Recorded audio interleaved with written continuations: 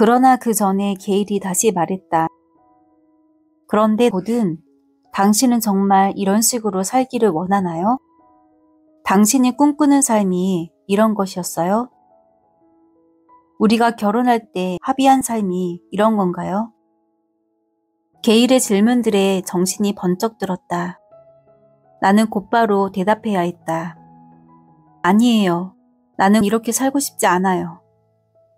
그렇다면 내가 왜 이렇게 하고 있는지, 왜 그런 식으로 사는지 설명해야 했다. 그리고 나는 울기 시작했다. 눈물을 몇 방울 흘리거나 잠깐 흐느낀 것이 아니었다. 적어도 4시간은 울었을 것이다. 정확히 표현하자면 내 영혼의 끝도 없는 심연 근처에서 솟구쳐 나오는 엄청난 오열이었다. 나는 그날 아침에 일어난 일을 아주 자세히 기억하고 있다. 내 내면 세계는 마치 홍수로 완전히 잠긴 지하실 같은 상태였다. 이것은 날것의 감정이자 그 이면에 있는 모든 것이었다. 결국 침수된 지하실처럼 그 물을 퍼내야 했다. 말 그대로 눈물바다를 이룬 것이었다. 그 후 여러 번에 걸쳐 나는 그날 왜 울음을 터뜨렸는지 곰곰이 생각해 보곤 했다. 텅 빈 영혼으로 사는 게 어떤 건지 이제 알 것이다. 이 한 문장이 그 메시지였다. 영혼이 비어있는 것, 영혼이 비어있다는 것은 무슨 뜻인가? 나 자신의 질문에 대한 내 대답은 무엇이었던가? 영혼에 기반한 일을 하려 하면서 그 영혼을 채우려는 노력은 거의 혹은 전혀 하지 않을 때 우리의 영적 공간인 영혼은 텅 비고 만다. 그것은 마치 연료 탱크가 비어있는 고성능 자동차를 운전하려는 것과 마찬가지일 것이다. 내 영혼이 위태롭게 비어있으며 정비되어 있지 않은 것 같다는 생각이 그날 오후 마음속에 밀려들자 이 내적 공간을 내가 얼마나 형편없이 무시했는지 처음으로 인정하기 시작했다.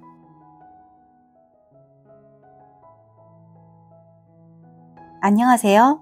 풍성한 추구하는 영혼 맛집 유튜브북입니다. 시작하자마자 질문 하나 던집니다. 여러분의 영혼은 안녕하십니까? 여러분들은 건강한 영성을 위해 어떤 노력을 하고 계신가요? 초대교회 아비들은 인간의 혼은 그리스도의 보좌가 되기 위해 있다고 말했습니다. 그런데 여러분의 혼, 내면은 질서가 잘 잡혀 있어 깨끗하고 정결해 예수님을 모실 수 있는 장소로 적합한가요? 혹시 당장 당면한 급한 일들 때문에 영혼을 살피는 시간이 우선순위에서 밀리고 있진 않나요? 제가 오늘 가져온 책은 내면 세계의 질서와 영적 성장이란 책입니다.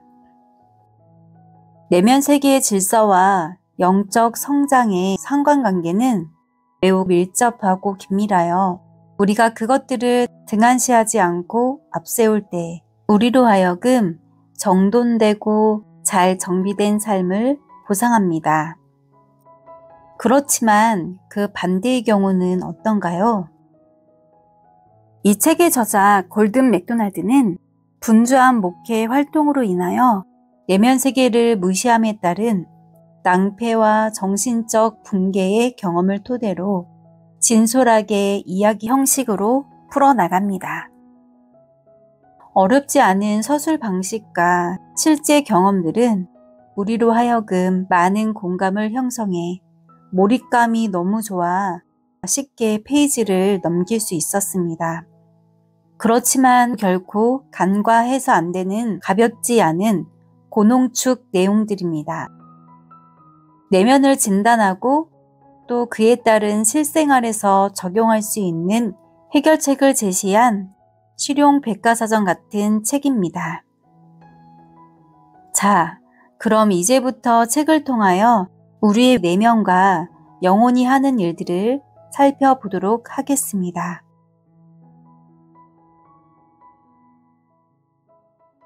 장 싱크홀 증후군.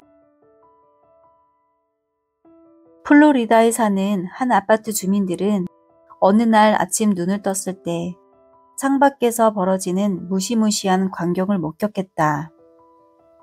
집 바로 앞에 있는 도로에 집안이 내려앉아 플로리다 사람들이 싱크홀이라고 부르는 거대한 붕괴 현상이 일어나고 있었던 것이다. 계속 꺼져 들어가는 웅덩이 속으로 자동차와 도로, 인도와 잔디밭이 빠져 들어갔다. 이제 분명 아파트 자체가 무너질 차례였다.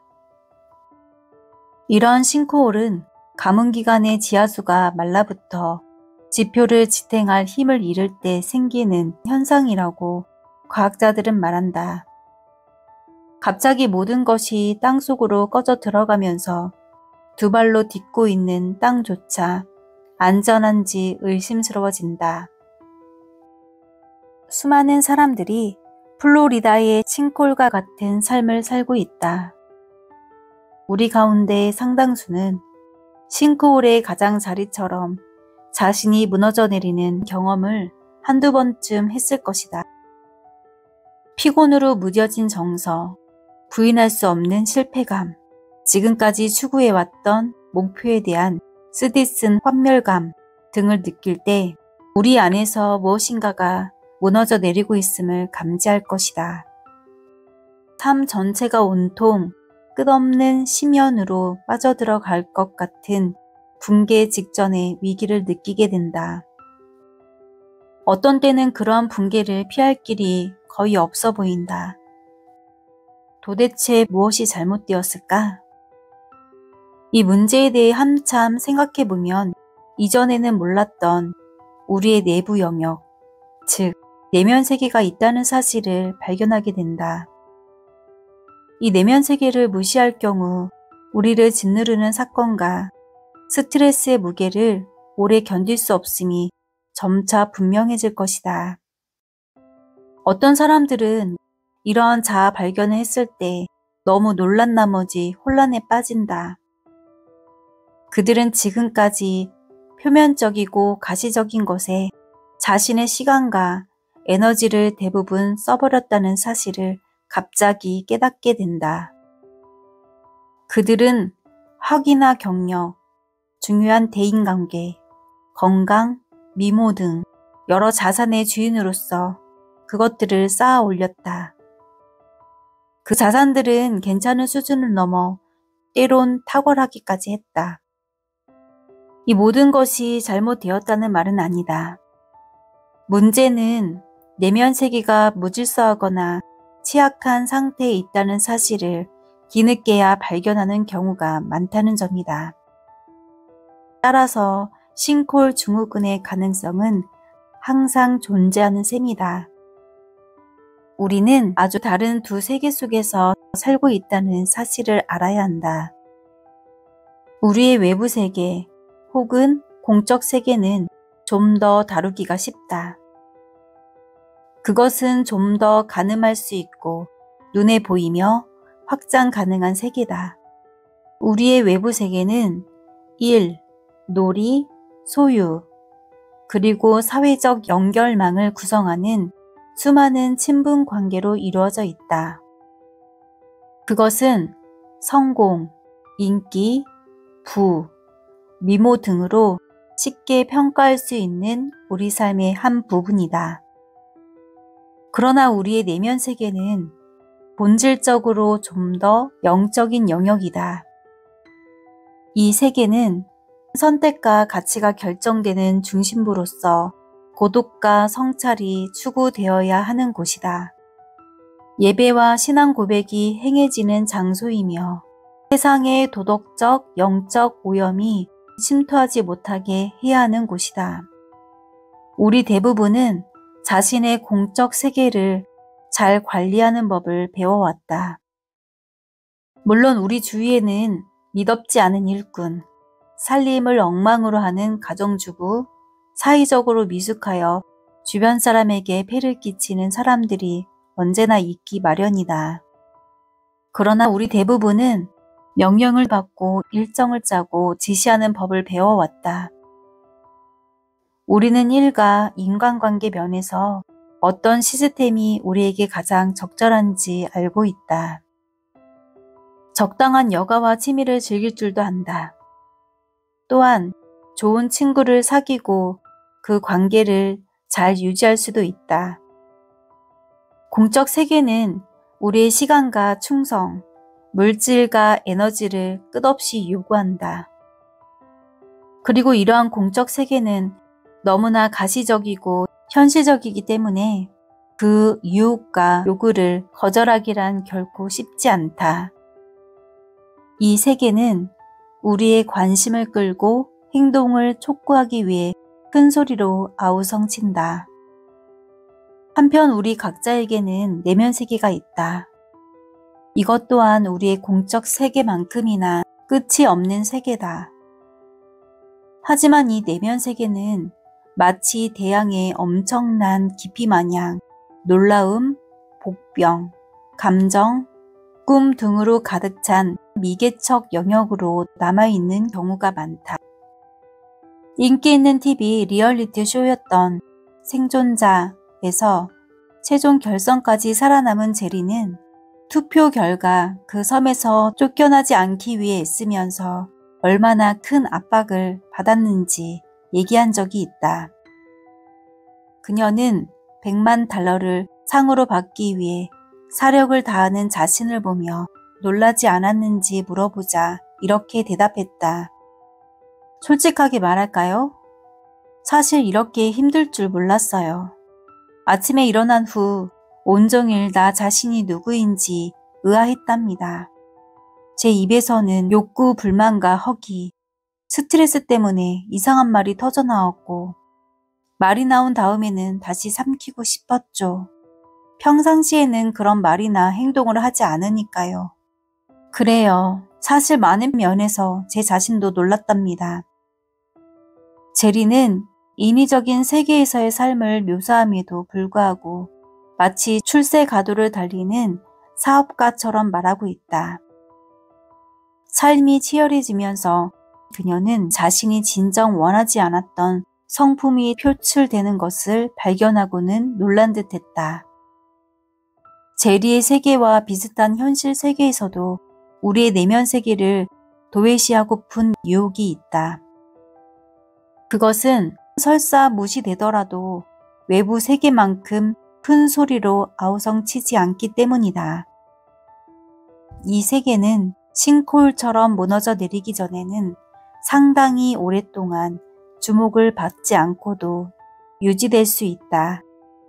작가인 오스카 와일드는 자신의 내면 세계에 별로 관심을 기울이지 않는 사람이었다. 윌리엄 바클레이가 인용한 와일드의 고백은 다음과 같다.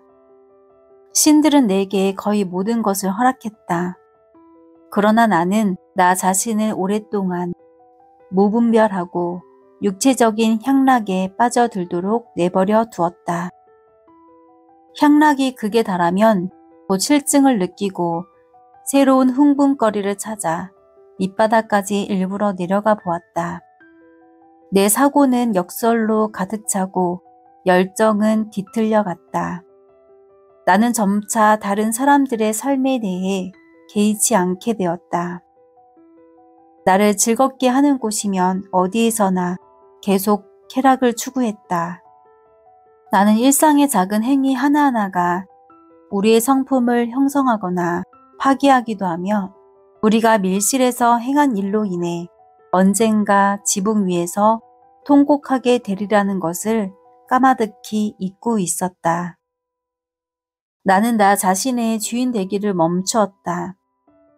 나는 더 이상 내 영혼의 선장이 아니었고 나는 그 사실조차 모르고 있었다. 쾌락이 나를 지배하도록 허용했던 것이다.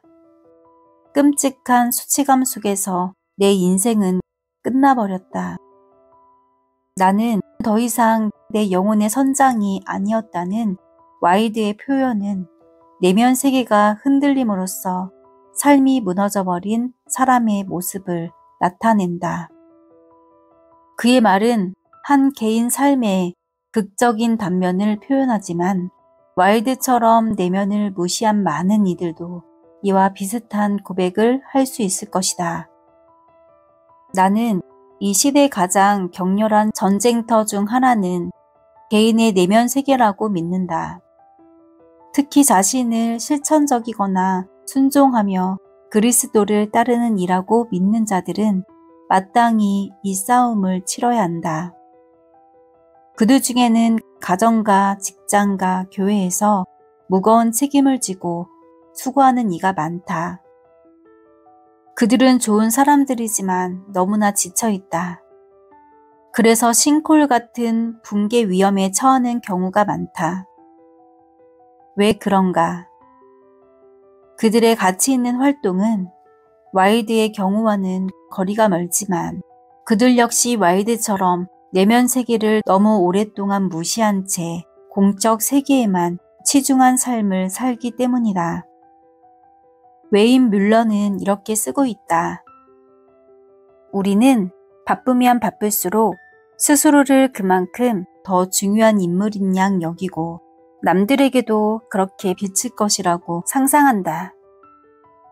친구와 가족을 위한 시간이 없는 삶, 황혼을 음미할 시간이 없는 삶, 심호흡 한 번 할 시간조차 없이 정신없이 일에 쫓기는 삶, 이런 모습이 성공한 인생의 모델이 되어버렸다.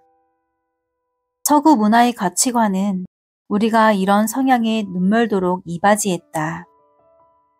우리는 공적으로 많은 활동을 하는 사람이 내적으로는 아주 영적인 사람이라고 순진하게 믿는 경향이 있다.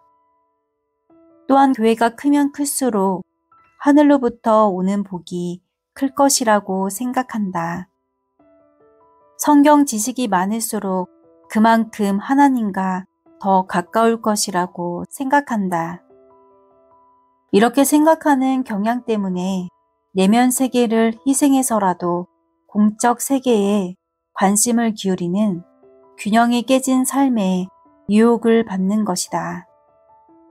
더 많은 프로그램, 더 많은 모임, 더 높은 학력, 더 넓은 대인관계, 더 바쁜 일정 등 삶의 표면을 이루는 이 모든 것이 너무 무거워져 도무지 감당할 수 없게 되면 결국 삶 전체가 무너져 내린다. 피로, 환멸, 실패, 패배가 무섭게 엄습할 수 있다. 지금까지 무시되어 온 내면 세계는 더 이상 그 무게를 지탱할 수 없게 된다. 한 번은 몇 년 동안 그리스도인이었다고 자처하는 한 남자를 만난 적이 있다. 대화를 나누다가 몇 가지 질문을 던졌는데 그 질문들은 그리스도를 따르는 이들이라면 서로 마땅히 물어봐야 한다고 생각하면서도 막상 물어보면 어색하게 느끼는 것들이었다. 요즘 당신의 영적 생활이 어떠신지 말해 주시겠어요? 하고 내가 물었다. 그거 참 재미있는 질문이군요. 어떻게 대답해야 좋을까요? 글쎄, 그저 그래요. 영적으로 성숙해지고 하나님과 더 가까워지고 있다고 대답하고 싶지만 실은 좀 정체되어 있는 중이에요. 라고 그가 대답했다. 그가 진지한 관심을 보이는 것 같아서 또 다른 질문을 던졌다. 내면 생활을 정비하는 시간을 규칙적으로 갖고 계십니까? 그는 호기심에 가득 차서 나를 쳐다보았다. 만일 내가 흔한 방식대로 당신의 큐티 생활은 어떻습니까? 라고 물었다면 그는 어떻게 대답해야 할지 정확히 알았을 것이다. 그것은 측정 가능하므로 일주일에 며칠, 하루에 얼마 동안 어떤 방법으로 어떤 교재를 사용하고 있는지 답했을 것이다. 하지만 내 질문은 그의 내면 세계의 질서에 관한 것이었다. 여기서 핵심 단어인 질서는 양이 아니라 질을 말하는 것이었기 때문에 그는 몹시 난처한 기색을 보였다. 내면 세계를 정비할 시간을 내는 게 과연 가능할까요? 지금 쌓여 있는 일만 해도 올해 말까지 쉴 새 없이 달려야 할 겁니다. 이번 주는 저녁마다 약속이 있고요. 아내는 일주일만 휴가를 가자고 성하죠. 집에 페인트 칠도 해야 되고요. 당신이 말하는 내면 세계를 정비하는 것에 대해 생각할 시간이 전혀 없어요. 그는 잠시 멈췄다가 다시 물었다. 그런데 내면 세계라는 것이 도대체 뭡니까? 이것이야말로 질문이 무엇인지를 뚜렷이 보여주는 예다. 한번 생각해보라. 그리스도를 따르는 이로서 신앙을 고백하고 오랫동안 외 일도 열심히 했을 뿐 아니라 기독교 사역으로 상당한 평판까지 얻은 사람이 그 모든 활동과 선의로 쏟아내는 종교적 소음 저변에 견고하고 흔들리지 않는 무언가가 있어야 한다는 사실조차 생각한 적이 없다니. 너무 바빠 내면 세계를 정비할 여유가 없다고 생각하며 내면 세계가 무엇인지도 모르고 있다는 사실 등으로 미루어 보아 어떤 심각한 거리감 때문에 하나님과 맞닿아 있는 삶의 중심을 놓치고 있을지 모른다는 생각이 들었다. 그래서 우리는 이 점에 대해 서로 많은 대화를 나눌 수 있었다. 유명 비행사 찰스 린드버그의 아내인 앤 머로우 린드버그만큼 공적 세계의 압력과 씨름한 사람은 별로 없을 것이다. 앤은 자신의 내면 세계를 빈틈없이 지켰으며 바다의 선물이라는 고전에 예리한 통찰력으로 다음과 같이 썼다. 나는 무엇보다도 먼저 나 자신과 평화롭게 지내고 싶다. 내 책임과 활동을 능력껏 잘 수행해 갈 수 있도록 한눈 팔지 않고 순수한 의도를 가지며 삶의 중심을 붙들고 살기 원한다. 또한 성인들의 말을 빌리자면 가능한 한 많은 시간을 은혜 안에서 살기 원한다. 여기에서 어떤 엄격한 신학적 용어로 이 단어를 사용하는 것은 아니다. 은혜라는 말은 본질적으로 영적 성격을 지닌 내적 조화를 의미하며 이는 외적 조화로도 이어진다. 내가 추구하는 바는 소크라테스가 나의 겉사람과 속사람이 하나가 되게 하소서라고 말한 파이드로스에 나오는 기도로 표현될 수 있을 것이다. 나는 영적 은혜가 충만한 내면 상태에 도달되기를 원하며 그로부터 하나님이 본래 의도하신 대로 활동하고 헌신하기를 바란다. 세계 선교 운동의 지도자였던 프레드 미첼은 책상 앞에 늘 이런 표어를 붙여 놓았다. 너무 바빠서 삶이 황무지로 변하지 않도록 주의하라. 그 역시 내면 세계를 무시할 때 초래될 붕괴의 위험을 너무나 잘 알았다. 플로리다의 싱크홀은 서구에서 그리스도를 따르는 이들이 직면해야 할 영적 문제를 물리적으로 보여주는 하나의 그림이다.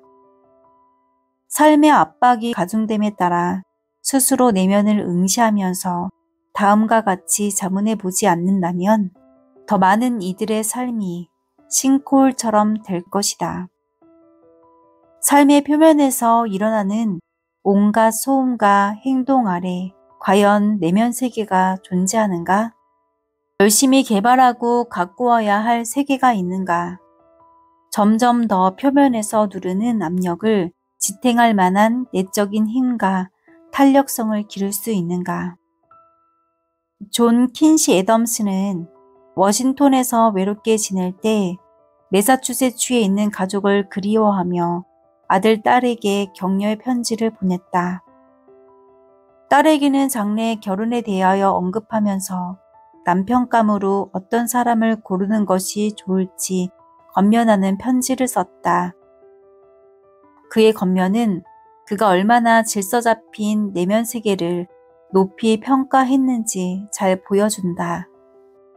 내 딸아, 남편감으로는 정직한 사람을 구하고 그 정직함을 지켜가도록 그를 도와주어라.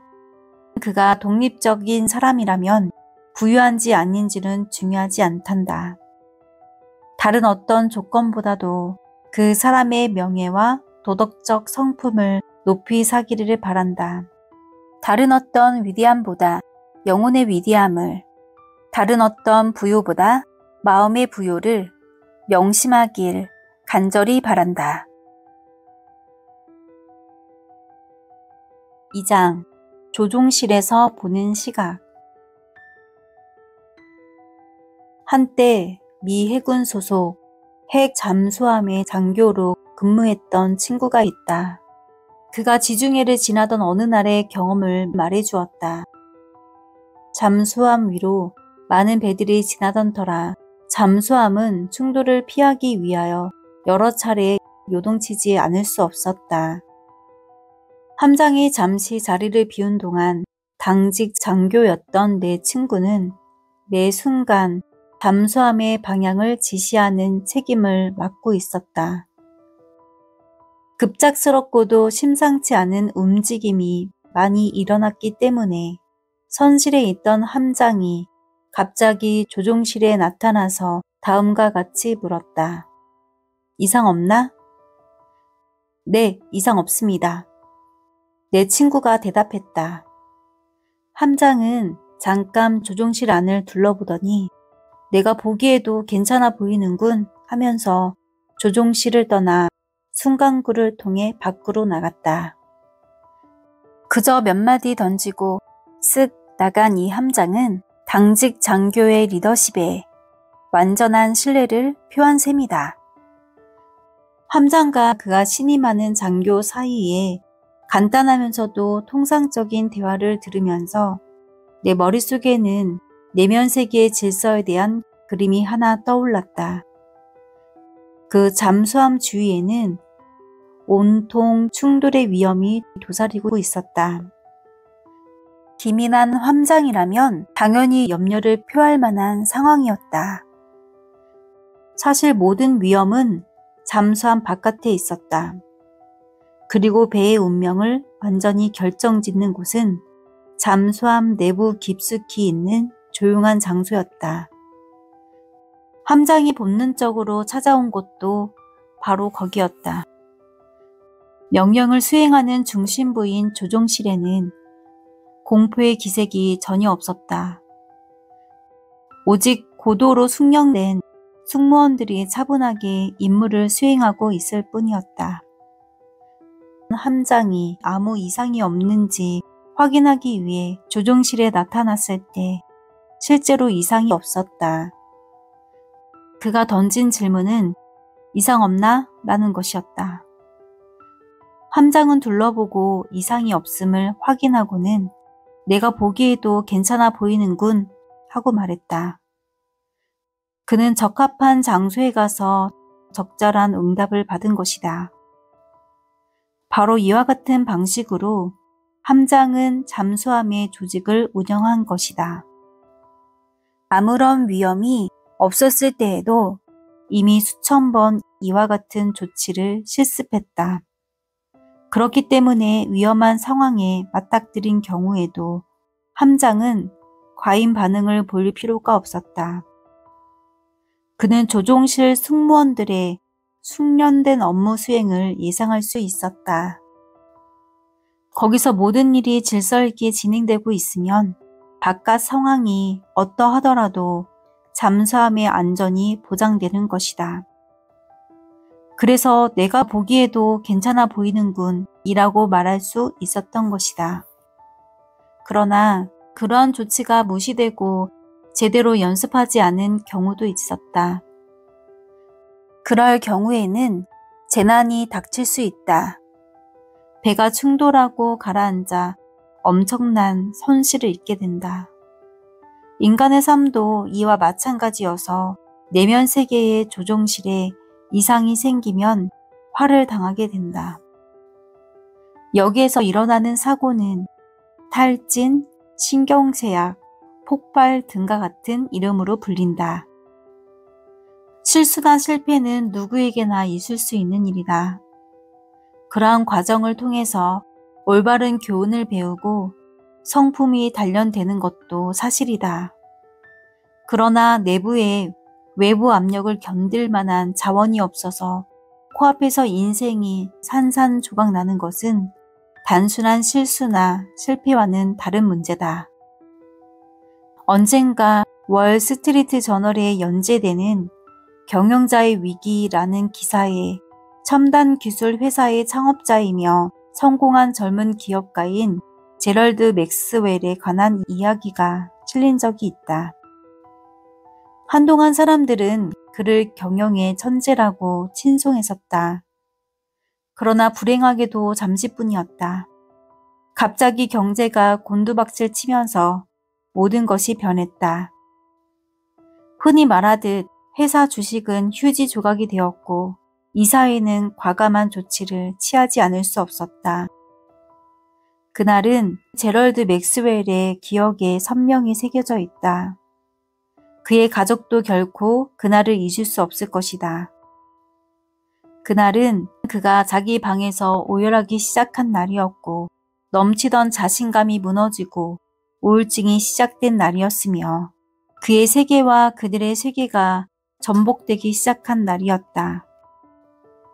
맥스웰은 해고당했다.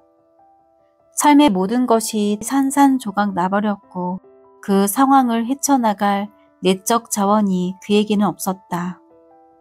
기사는 계속된다. 맥스웰은 난생 처음 실패자가 되었고 그 사실은 그를 좌절시켰다. 그의 패배감은 그를 정서적으로 붕괴시켰고 그의 아내 그리고 내 아들 사이의 유대 관계마저 갉아먹었으며 결국 벼랑 끝으로 그를 내몰았다. 모든 것이 무너졌을 때 나는 온통 수치감에 떨었다고 맥스웰은 회상한다. 그는 잠깐 멈추었다가 한숨을 쉬면서 이렇게 말했다. 성경을 보니까 당신이 할 수 있는 것이라고는 구하는 일이며 그러면 얻게 되리라고 했다. 그래서 나는 여러 차례 죽음을 구했다. 우리는 대부분 맥스웰처럼 죽음을 간절히 원한 적은 없을 것이다. 그러나 엄습해오는 외부 압력을 견디지 못한 채 차라리 죽는 편이 낫겠다며 고통스러워한 경우는 있을 것이다. 그런 순간에 우리는 좀 더 버틸 여력이 있는지, 이 압박은 계속 버틸 만한 가치가 있는 것인지, 포기하고 도망갈 때가 아닌지 자문하게 된다. 간단히 말해서 현재 속도로 계속 나아갈 만큼 영적, 정신적, 육체적 에너지가 남아있는지 확신할 수 없다. 나 자신도 맥스웰이 처했던 그 칠흑같이 캄캄한 지경에 빠진 적이 있다. 이야기의 내용은 조금 다르지만 그 처절한 느낌은 마찬가지다. 몇 시간 동안, 아니 며칠 동안, 어떤 이들은 이보다 훨씬 더 길 수도 있겠다. 아무런 감각이 없다. 모든 결의가 사라진다. 자신감도 없어진다. 다시는 내일이 오지 않을 것 같다. 제럴드 맥스웰이 직면했던 그 순간, 나도 한때 경험했던 그 순간은 바로 영혼의 맨 밑바닥까지 내려간 순간이다. 그곳에는 무엇이 있는가? 이 질문에 대한 대답은 평상시에 그곳에 비축해 놓은 것이 있는지 여부에 달려 있을 것이다. 이제 잠수함 이야기로 돌아가자. 함장의 행동을 다시금 상기해보라. 사방에 격렬한 소동이 일고 있는 것을 느꼈을 때 모든 것이 질서 있게 돌아가고 있는지 알아보기 위해 그는 곧바로 조종실로 갔다. 함장은 그 밖에 어디에서도 해답을 찾을 수 없다는 것을 알고 있었다. 그는 그곳에 아무 이상이 없으면 안심하고 방으로 되돌아갈 수 있음을 알았다. 조종실에 아무 이상이 없으면 배는 아무리 난폭한 환경도 감당할 수 있기 때문이다. 그렇다면 바다에서 일어난 사건을 또 하나 이야기하려고 한다. 내가 가장 좋아하는 성경 이야기 중 하나는 어느 날 오후 갈릴리 바다에서 큰 폭풍을 만난 제자들에 관한 이야기다. 제자들은 순식간에 공포에 질려 마음의 평정을 잃었다. 그들은 오랜 세월 그 바다에서 고기를 잡았던 숙련된 어부로서 모든 장비를 갖추었고 그런 폭풍을 한두 번 겪어본 것이 아니었다. 그런데 어찌된 영문인지 이번에는 그런 상황을 감당할 수 없었다. 한편 예수님은 배 뒤편에서 주무시고 계셨다. 제자들은 씩씩거리며 생명을 잃을 수도 있는 위기에도 개의치 않고 주무시는 그분에게 달려갔다. 그런 상황에서 어디로 가야 하는지 정도는 알고 있다는 점에서 제자들에게 점수를 조금 주는 게 옳지 않을까?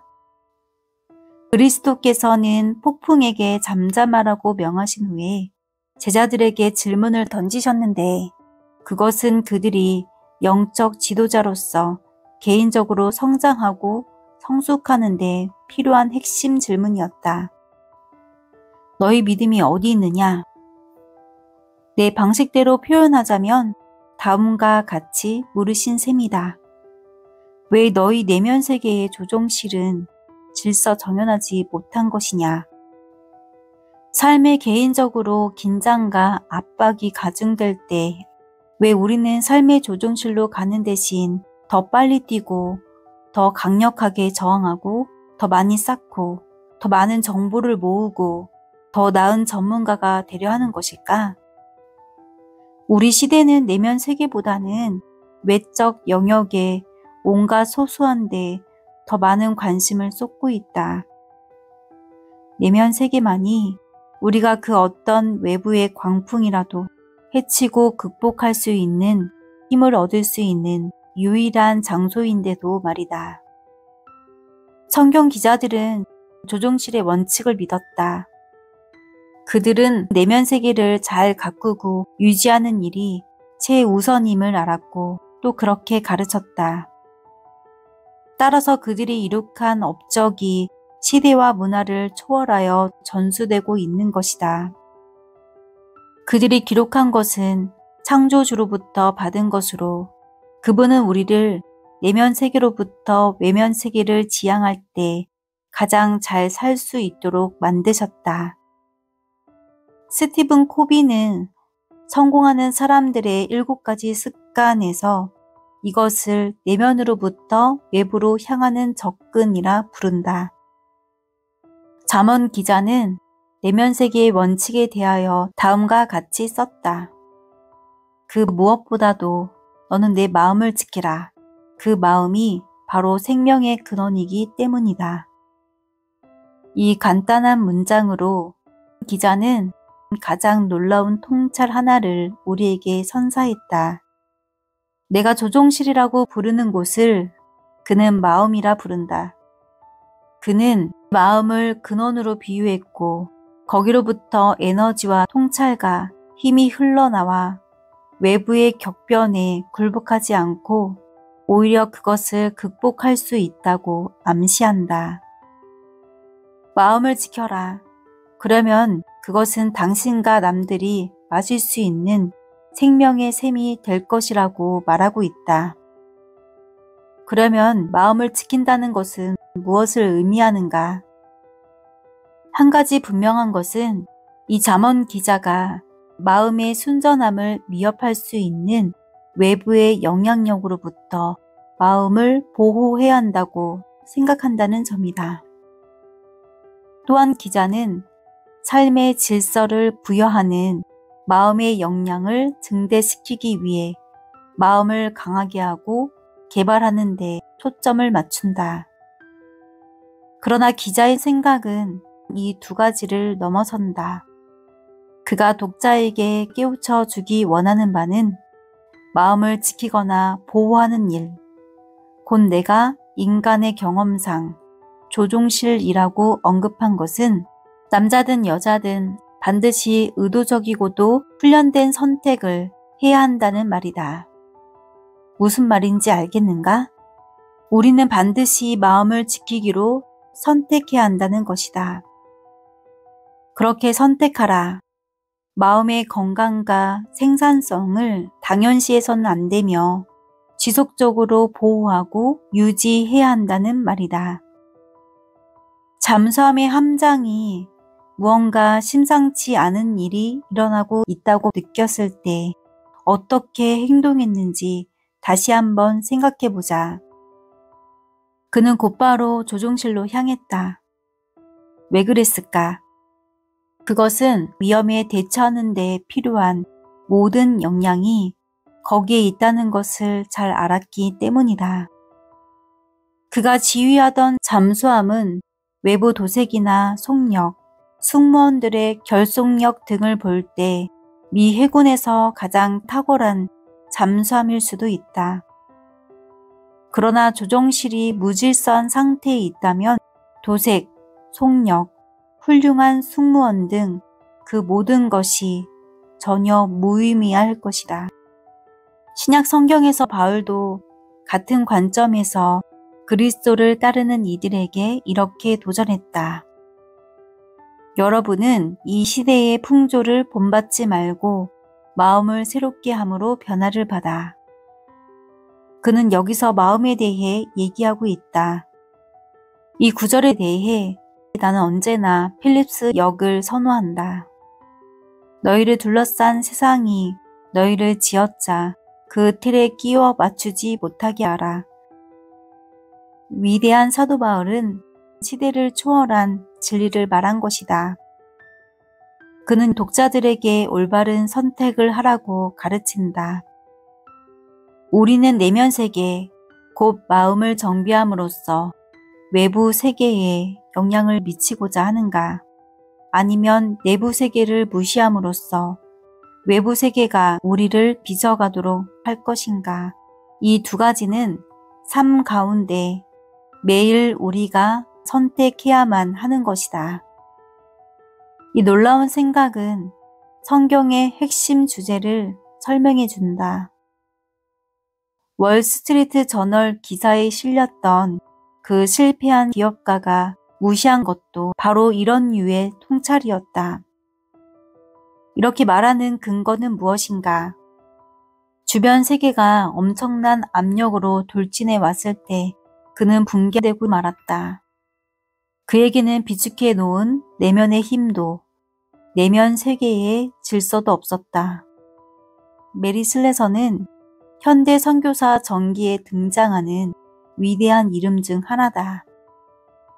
슬레서는 미혼의 젊은 여성으로 19세기 말경 스코틀랜드를 떠나 말로 표현하기 어려운 위험과 질병이 들끓는 아프리카의 어느 지역으로 갔다.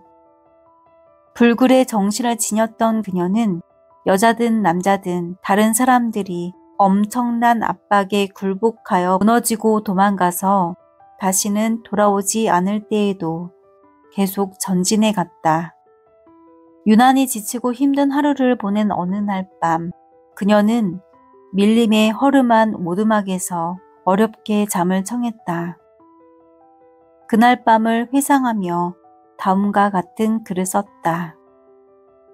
요즘 나는 잠자리가 어떻든 별로 신경 쓰지 않는다.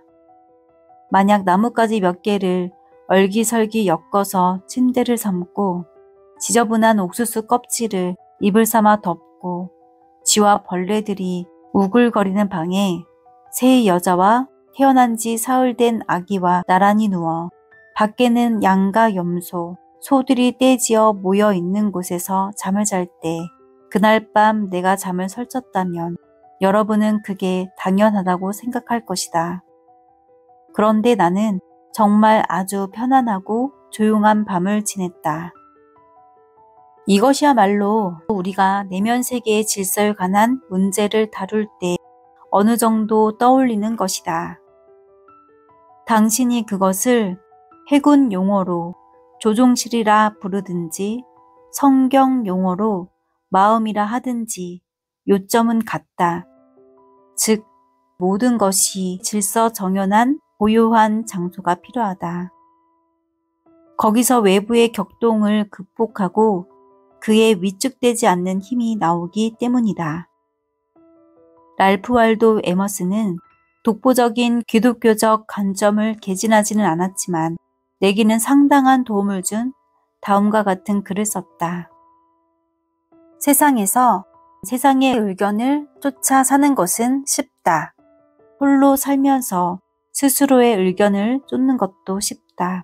그러나 위대한 사람은 군중의 한복판에서 고독 가운데 독자성을 완벽하게 유지하는 사람이다.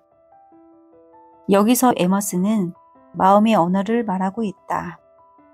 견고한 내면 세계를 개발하고 유지하는 것이 우리 존재 가운데 가장 중요하면서도 유일한 과제가 되는 지점에 이를 때에야 비로소 우리는 이 중대한 원칙을 배웠다는 것을 깨닫게 될 것이다. 그렇게 되면 압박이 일어나고 긴장이 고조될 때 우리 내면을 들여다보면서 이상 없나? 하고 물을 수 있다. 그리고 아무런 이상이 없음을 확인한 뒤 내가 보기에도 괜찮아 보이는군 하고 말할 수 있게 될 것이다.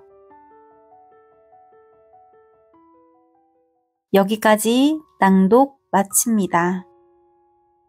성령님께서는 그 사람을 채우고 인도하기 위해 건강한 혼을 필요로 하시는데요. 그러기 위해서는 우리 내면에 부패한 것을 신속히 제거하고 질서 있게 정돈해야 합니다. 부끄러운 얘기 해볼까요? 제 이야기랍니다. 제 본문에 무질서한 사람의 특징에 대해 자가 진단을 할 수 있게끔 항목이 나와 있는데요. 몇 년 전 이 책을 처음 읽었을 때 많은 부분 해당되어 체크를 했더라고요. 그리고 몇 년 후 다시 한번 읽었을 때는 어땠을까요? 정말 감사하게도 많은 부분이 개선되어 당사자인 제가 정말 많이 놀랐답니다. 할렐루야, 하나님께 영광을. 그저 하나님이 하신 것이라고 고백할 수밖에 없어 매우 감격스러웠답니다. 주님은 이런 식으로 저를 깜짝 놀래키신다니까요. 밍밍하고 흔하디 흔한 물이 극상품 포도주가 될 때 그 사실을 안 사람은 물떠온 화인들 뿐임을 다시 한번 상기시켜 주셨습니다. 아직 가야 할 길이 멀었지만 물이 정말 포도주가 될 거라는 사실을 또 한 번 경험을 통해 믿음을 심어 주셨습니다. 하나님의 은혜는 지속적으로 우리를 변화시키고 우리를 최고의 모습으로 바꿔놓기에 충분합니다. 결국 우리의 그릇을 변형시키고 새롭게 하실 겁니다. 여러분도 그 사실을 믿으십시오. 오늘 낭독해드린 부분은 전체 분량 중 극히 짧은 부분이지만 첫 페이지부터 마지막 페이지까지 그리스도인이라면 누구나 공감할 만한 마치 내 이야기를 하는 것과 같은 내용으로 이 책은 꼭 구비하셔서 나머지 부분 읽어보시길 권면하며 오늘은 여기서 인사드립니다. 끝까지 함께 해주셔서 감사드리며 다음 영상에서 만나요.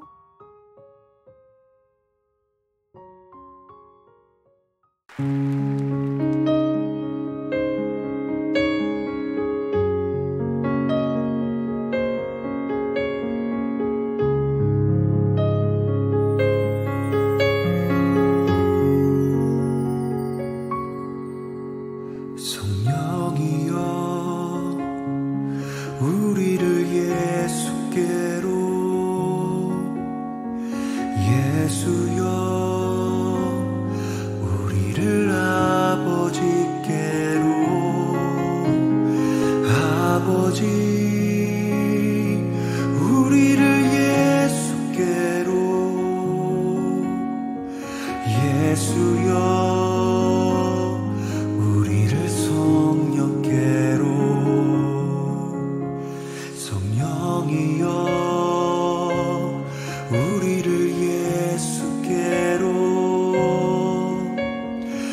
예수여 우리를 아버지께로 아버지 우리를 예수께로 예수여 우리를 성령께로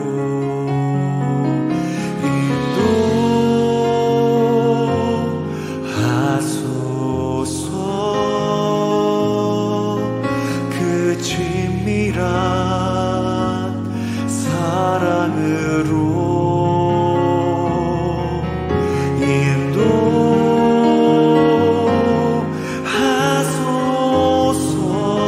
인도하소서 그 영원한 사귐으로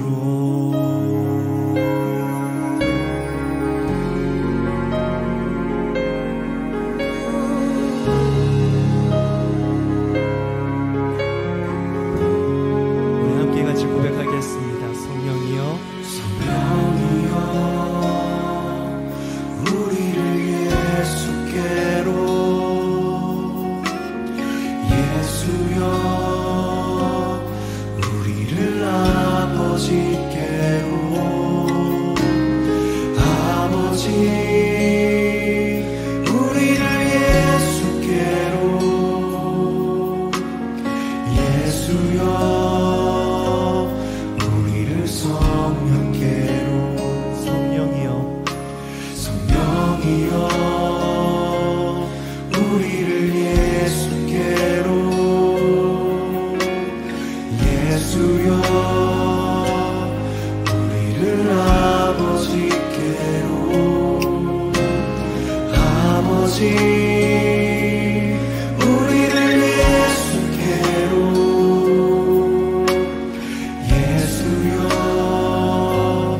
우리를 한 번 더 고백하겠습니다. 성령이여 성령이여 우리를 예수께로 예수여 예수여 아버지 아버지께로 아버지 아버지 오 예수 우리를 예수께로 예수여